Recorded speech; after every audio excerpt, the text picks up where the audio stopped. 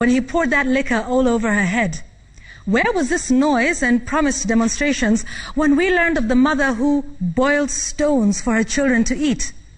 Where were we when an MCA, a mother, was clobbered at the Nairobi County Assembly a few months ago?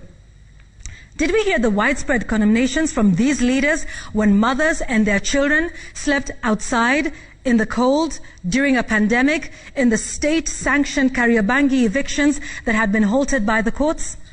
Folks, let's be clear. Everyone deserves respect, from the First Lady of the country to the First Ladies in our lives, our mothers. We cringe at the mention of the breasts of the First Lady, but we don't cringe at other human rights violations against our mothers and women in this country.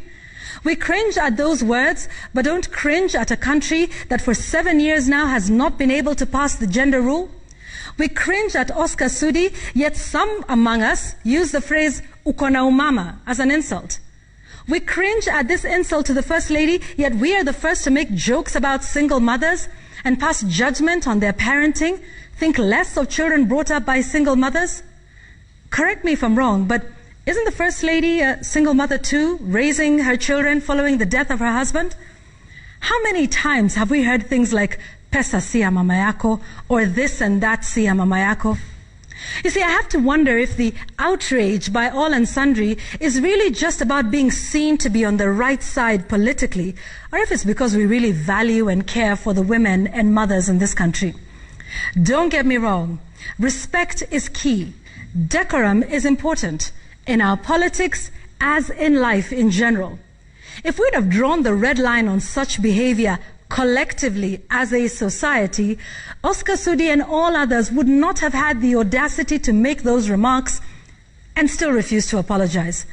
We should be just as outraged about the disrespect to the First Lady of this country as we should be to every other mother in Kenya, including yours and mine. So tonight, my take is that if anything should come of this outrage, it should be that we should ensure we have an environment in which all our mothers are respected, an environment in which they are given every possible opportunity to raise their children the best way they can, that they themselves can prosper in whatever pursuits they choose.